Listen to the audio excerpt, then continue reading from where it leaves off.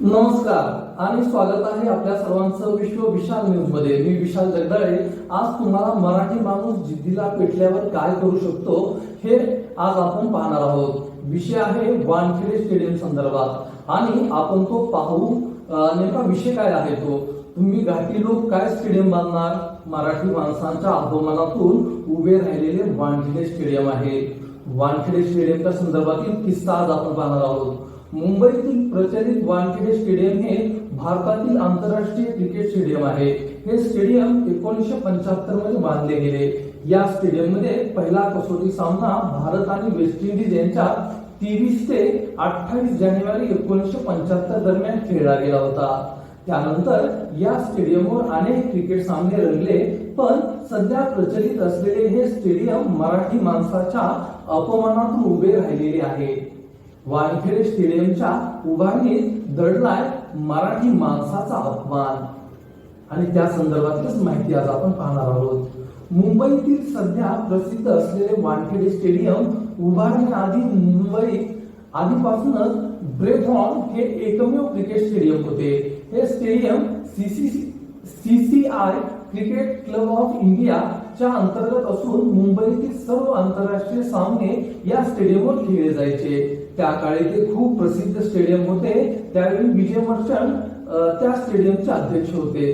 त्या काळात भाषिक आणि धार्मिक आधारावरती क्लब बनवले जायचे आणि त्यामध्ये स्पर्धा व्हायची।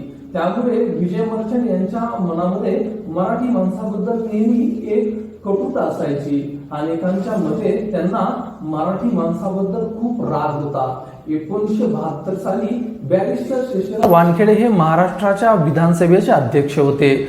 वानखेडे खूप हुशार व महाराष्ट्राचे पहिले अर्थमंत्री देखील होते। तसेच त्यांना क्रिकेटची खूप आवड होती।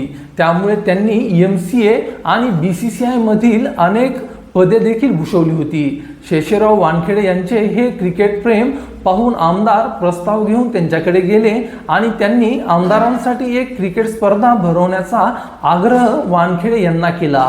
सर्व आमदारांचा एक दिवसीय प्रदर्शीय सामना भरवण्याचा प्रस्ताव त्यांना खूप आवडला आणि त्यांनी यासाठी लगेच होकार दिला। वानखेडे यांच्याकडून होकार मिळाल्यानंतर हा सामना ब्रेबॉर्न स्टेडियमवर खेळला जावा यासाठी विजय मर्चंट यांची परवानगी घेण्याचे ठरवण्यात आले। आमदारांचा प्रदर्शनीय क्रिकेट सामना ब्रेबॉर्न स्टेडियमवर खेळण्याची परवानगी मिळावी असा प्रस्ताव घेऊन वानखेडेंसोबत काही वरिष्ठ नेते तसेच काही आमदार देखील विजय मर्चंट यांच्याकडे गेले होते।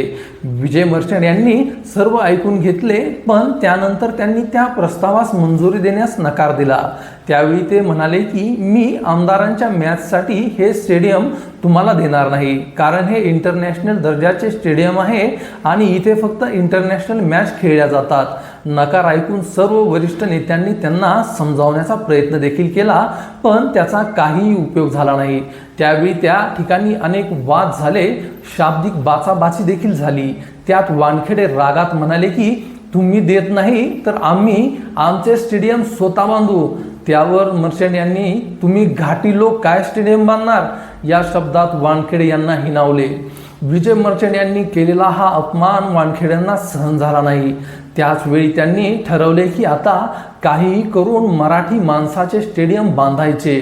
काही दिवसानंतर स्टेडियमचा प्रस्ताव घेऊन वानखेडे तत्कालीन मुख्यमंत्री वसंतराव नाईक यांच्याकडे गेले, पण त्यावेळी नाईक यांनी मुंबईमध्ये आधीपासून एक स्टेडियम असल्यामुळे तसेच सरकारच्या तिजोरीत नव्या स्टेडियमसाठी पैसे नसल्याने वसंतराव नाईकांनी नकार दिला। पण वानखेडेंनी हट्ट करून तुम्ही फक्त जागा द्या, स्टेडियम बांधण्याची जबाबदारी आम्ही घेऊ आणि स्टेडियम बांधू अशी विनंती नाईक यांनी केली।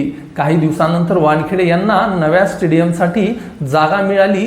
मरीन ड्राईव्ह जवळ असलेली ही जागा जवळपास 7.5 एकरमध्ये होती। हे स्टेडियम बांधण्याआधी त्यांनी ठरवले की हे स्टेडियम ब्रेबॉर्नपेक्षा मोठे असायला हवे। याची जबाबदारी त्यांनी शशी प्रभू नावाच्या आर्किटेक्टकडे देण्यात आली। शशी प्रभू यांनी विविध स्टेडियमना भेटी दिल्या आणि प्लॅन तयार केला। अनेकांकडून देणगी गोळा करून 1975 साली हे स्टेडियम तब्बल 13 महिन्यात उभारण्यात आले। या स्टेडियममध्ये घेतलेल्या कष्टामुळे या स्टेडियम उभारणी घेतलेल्या कष्टामुळे शेषराव वानखेडे यांच्या नावावरूनच या स्टेडियमला वानखेडे स्टेडियम असे नाव देण्यात आले। तर तुम्हाला हा वानखेडे स्टेडियमच्या संदर्भातला किस्सा कसा वाटला हे आम्हाला नक्की कमेंट करून कळवा. त्याचबरोबर तुम्ही जर विश्व विशाल न्यूजवरती नवीन असाल तर विश्व विशाल न्यूजला लाईक करा, शेअर करा आणि सर्वात महत्त्वाचं म्हणजे विश्व विशाल न्यूजला सबस्क्राईब करून बेल आयकॉनला क्लिक करायला विसरू नका.